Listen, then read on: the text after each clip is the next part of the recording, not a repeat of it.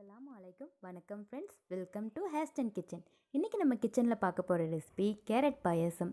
வீடியோவை லாஸ்ட் வரைக்கும் ஸ்கிப் பண்ணாமல் பாருங்கள். அப்போ தான் சூப்பரான கேரட் பாயசம் எப்படி ரெடி பண்ணுறதுன்னு பார்க்கலாம். வீடியோக்கு போகிறதுக்கு முன்னாடி என் வீடியோவை லைக் பண்ணுங்கள், ஷேர் பண்ணுங்கள், ஹேஸ்டன் கிச்சனை சப்ஸ்கிரைப் பண்ணுங்கள். மறக்காமல் பெல் ஐக்கானை கிளிக் பண்ணுங்கள். நான் 300 கிராம் கேரட்டை வட்ட வட்ட வாக்கில் கட் பண்ணி வச்சுருக்கேன். அது ஒரு குக்கரில் சேர்த்திட்டு 3 விசில் விடுற வரைக்கும் நல்லா வேக வச்சு எடுத்துக்கலாம். இப்போ பாருங்கள், கேரட் நல்லா வெந்துருச்சு. இது நல்லா ஆறுனதும் மிக்ஸி ஜாருக்கு மாற்றி நல்ல பேஸ்ட் மாதிரி ஆக்கிக்கலாம். கூட நான் பாதாம் பருப்பு சேர்த்திருக்கேன். பாதாம் பருப்பு ஏன் சேர்த்துனேன்னா அது நல்ல க்ரீமி அண்ட் டேஸ்ட்டுக்கு வேண்டியதை நான் சேர்த்திருக்கேன்.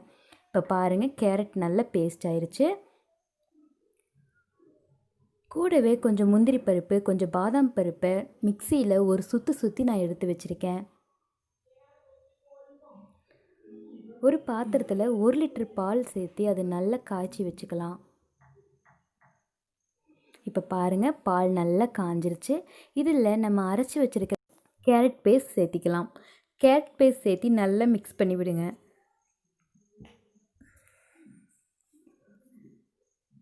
பால் நல்ல சுண்டை காயிற வரைக்கும் பாத்திரத்தில் மீடியம் ஃப்ளேம்லேயே குக் பண்ணுங்கள்.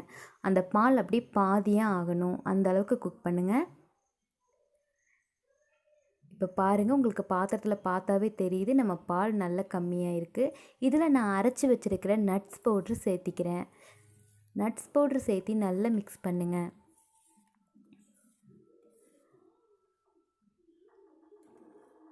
உங்களோட ஸ்வீட்டுக்கு தகுந்த மாதிரி நீங்கள் சர்க்கரை சேர்த்திக்கிங்க.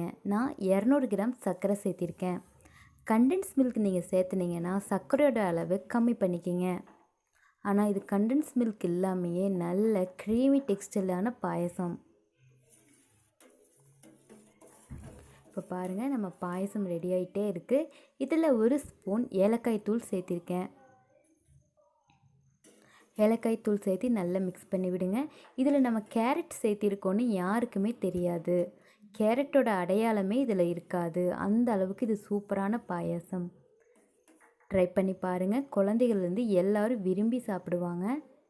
இதை நம்ம 2 விதமாக சர்வ் பண்ணலாம். ஒன்று நல்ல ஜில்லுன்னு ஃப்ரிட்ஜில் வச்சு கூலிங்காகவும் நம்ம சர்வ் பண்ணலாம்.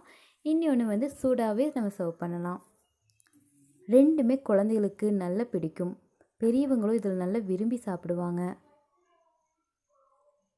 இப்போ பாருங்கள், நம்ம பாயசம் நல்லா கொதிச்சிட்ருக்கு. நான் புது வீடியோ நிறைய அப்லோட் பண்ணுறேன் ஃப்ரெண்ட்ஸ். கண்டிப்பாக என் வீடியோவை லைக் பண்ணுங்கள், ஷேர் பண்ணுங்கள், ஹேஸ்டன் கிச்சனுக்கு சப்ஸ்கிரைப் பண்ணுங்கள். மறக்காமல் பெல் ஐக்கானை ப்ரெஸ் பண்ணுங்கள். நம்ம ஸ்டவ் ஆஃப் பண்ணிடலாம். கடாயில் தேவையான அளவு நெய் சேர்த்திக்கிங்க.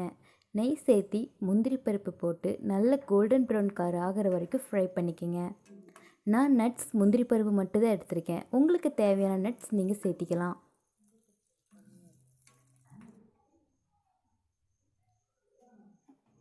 இப்போ நம்ம முந்திரி பருப்பு நல்ல கோல்டன் ப்ரௌன் கலர் ஆயிடுச்சுங்க.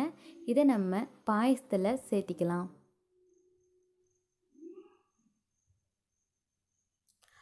அவ்வளோதாங்க, நம்ம பாயசம் ரெடி ஆயிடுச்சு. பாயசத்தோட கலர் பாருங்கள், நல்ல சூப்பர் கலரில் நல்ல க்ரீமி டெக்ஸ்டரில் இருக்கும்.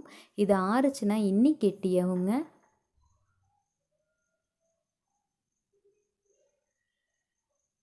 கண்டிப்பாக இது எல்லோரும் விரும்பி சாப்பிடுவாங்க. கண்டிப்பாக ட்ரை பண்ணி பாருங்கள்.